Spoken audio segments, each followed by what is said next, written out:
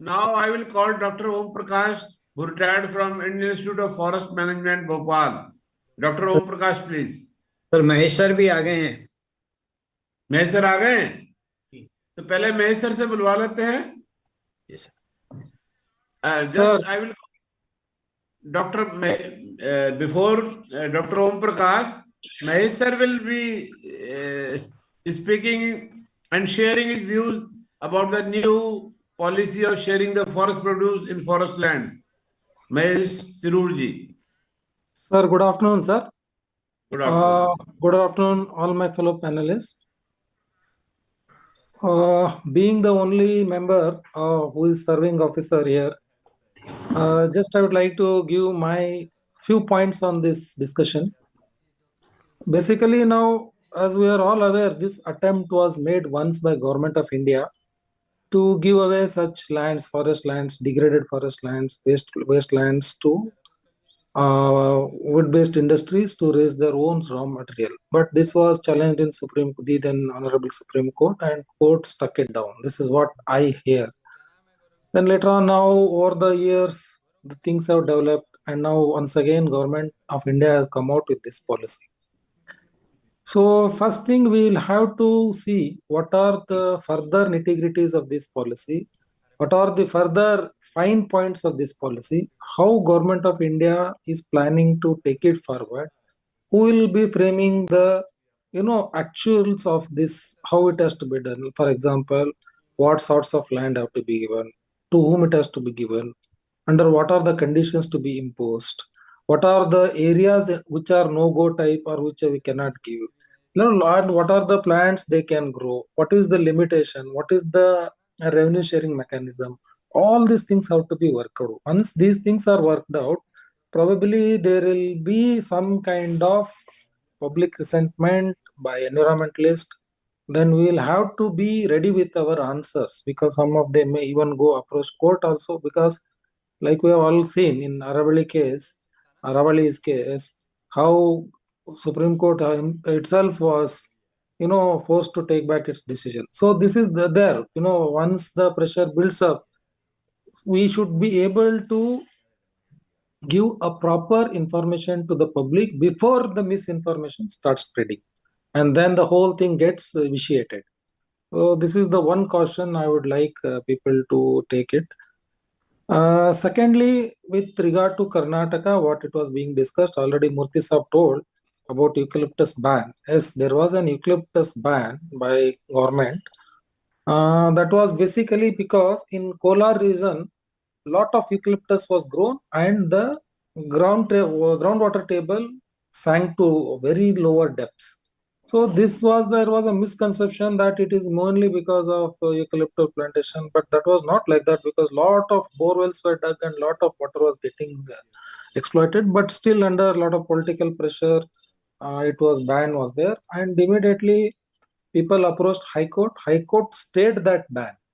That is how it is now. So anybody can grow eucalyptus, but government, forest department, as a respect to government policy, we are not taking up the cultivation of eucalyptus in the forestry areas, and we are not raising the seedlings in the nursery. But private people, like he said, they are doing, and private nurseries are doing.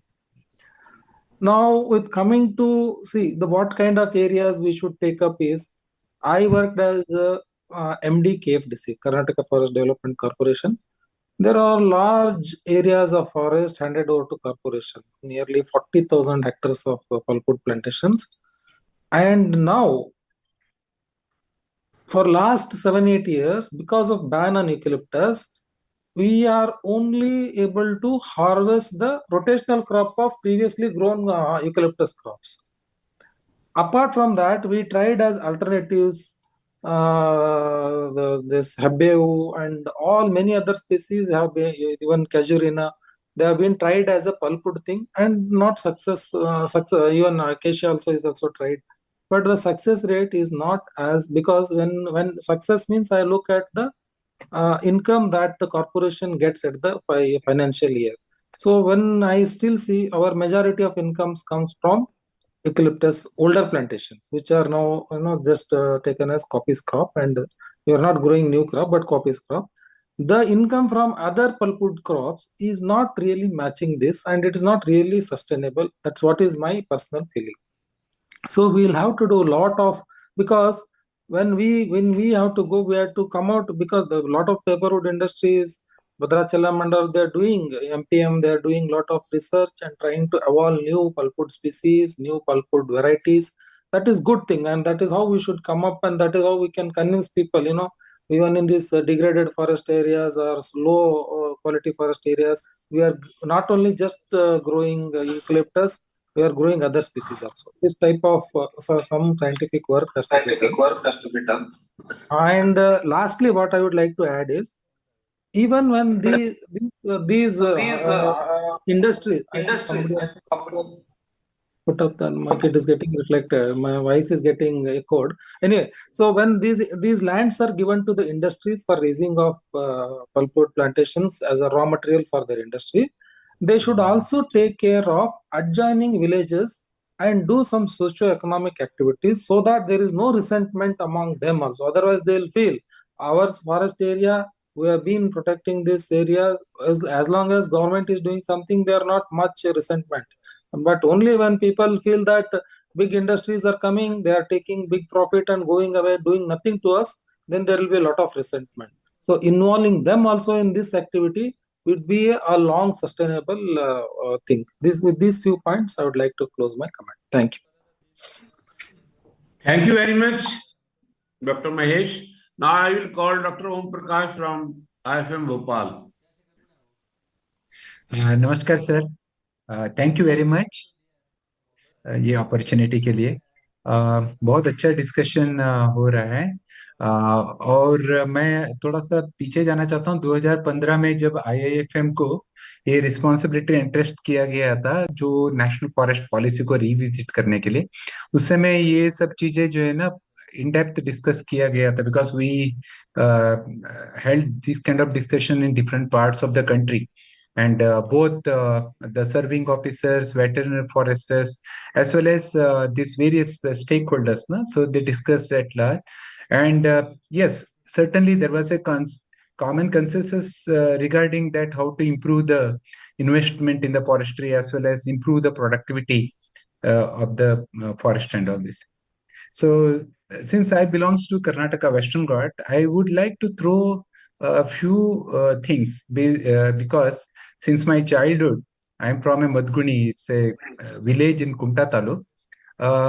In my childhood, na, so these hillocks, they used to be barren, but they used to provide various kind of services, etc. So my observation was that, that when state government uh, took a decision to what is called that this restore this laterite cappings as well as these degraded hillocks in the coastal villages, what I observed was that initially, as Mr. Pandey has mentioned, that there was a study that there was not impact on the.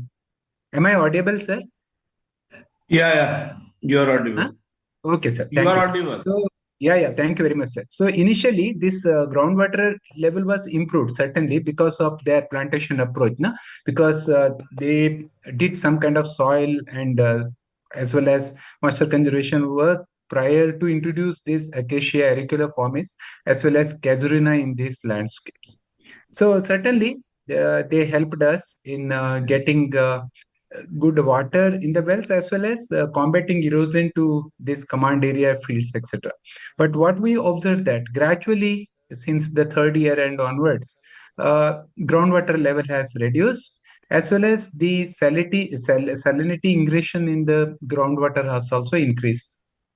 Other hand, also this fodder and herbs and also tubers, they have disappeared because, as we are all know, because they are also demanding species. So because of this close canopy, they have disappeared. So, and other hand, yes, certainly it has increased the visual impact as well as the landscape impact, because the entire laterite cappings as well as this barren hillocks, they are stocked. They increase certainly the green cover and also landscape beauty of these coastal villages like Kadle, Holnagadde. because we have two officers from Karnataka, so I think they can also recollect these things, no? Holmegadde and other even coastal landscapes, surrounded coastal lands.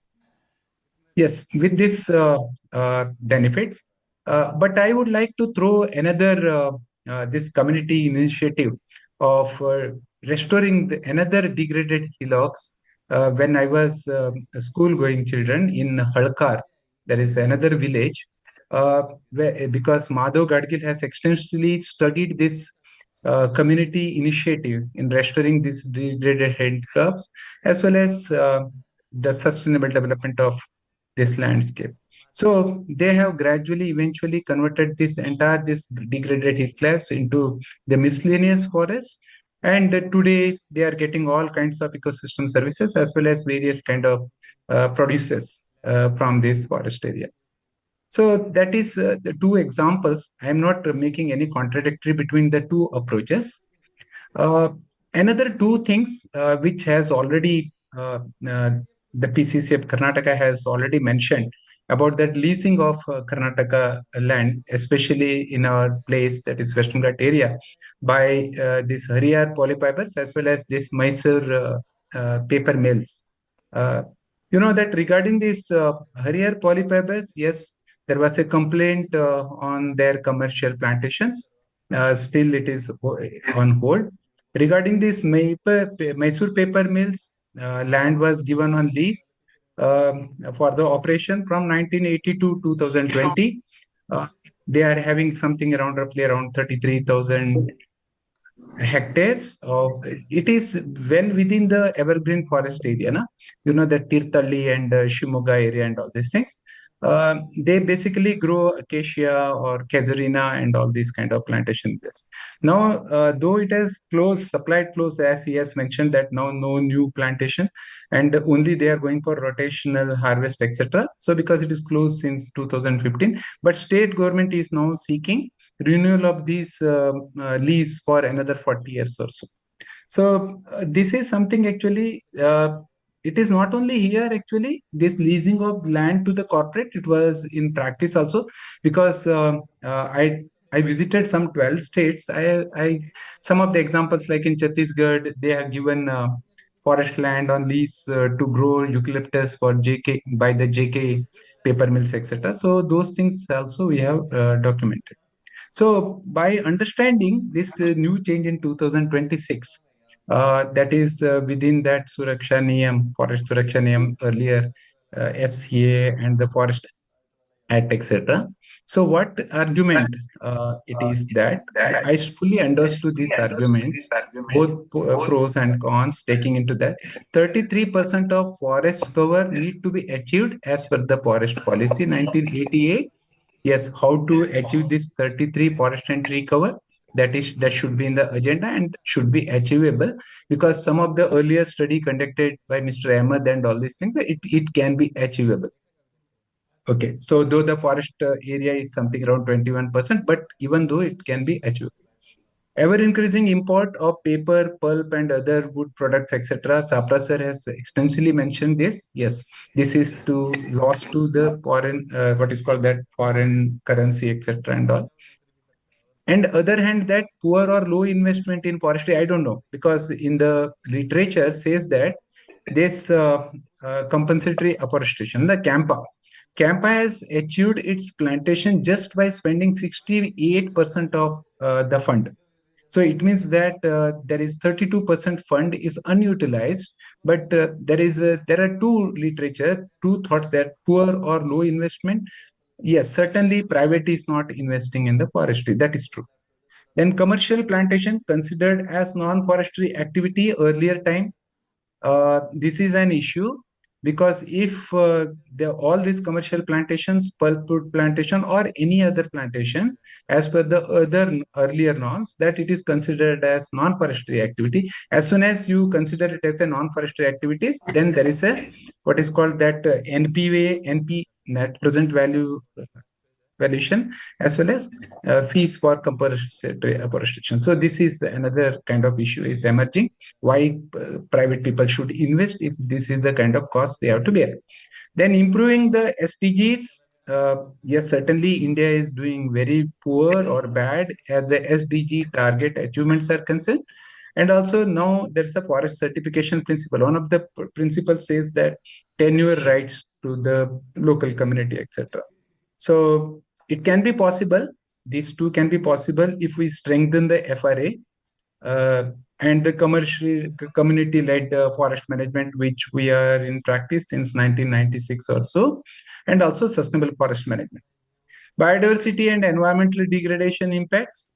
Certainly, this is an issue uh, to be considered, especially when we talk about the ecosystem services, because these kind of activities certainly they go for open forest or the degraded forest area. Sometimes may hamper the grassland and the herbaceous crops. They are very important ecosystem when we talk about the various ecosystem services. Monoculture for forest carbon, what is called carbon sequestration, as well as Professor Sir has already mentioned that green credit program. Yes, this is something actually. So may promote more monoculture plantation. FRA and local community and participation. This is another issues. The PCCF FC has already mentioned that. So this is how that sustainable development initiative can take care of what you can do with this local community to participate them or give their consent for this kind of thing, or panchayat endorsement. Ecological restoration versus commercial plantation. This is what actually the crux in entire the discussion when we that ecological restoration versus commercial plantation. Working plan prescription, this should not be overlooked. Versus revised approach in afforestation, because people are now talking about DPR and all these things. What would happen to those working plan prescription, which is of 10 years of implementation, which basically take all those sustainable forest management principles as well as all those variables together to arrive prescriptions, because it also involve various departments also. Then what is to be done? I just conclude with 2-3 points. What needs to be done if this to be implemented with this modified act and policy? Certainly it comes to me some 5-6 points. One is that precise definition of forestry activity, because as I already mentioned, so all these commercial activities, plantation and all these things, though they raise trees and all these things, it is considered as non-forest activity. So if it is to be forest activity, I think then there should be a precise definition to taking that ecological restoration together, so that we can avoid NPA or CA, compensatory apportionment. Their working plan prescription, yes, it has to be further strengthened, because it needs to be considered the ecological restoration. At the same time, the scope for commercial plantation. Then riparian area or zone and biodiversity conservation. This is very, very important. I strongly believe that it is much more important than do some kind of beneficial activity to the community. This needs to be strengthened instead of that, because for example grassland ecosystem or herbaceous crop or the various, because we all understand how important, because I'm from Western Ghat, as I mentioned, these species are very important to harvest the moisture and also maintain the river wetness, etc. Because I am the background of forest hydrology, I strongly believe that it is very important. FRA and local community consultation, especially panchayat consultation, further strengthen before opening it. Then compensation of environment or biodiversity cost.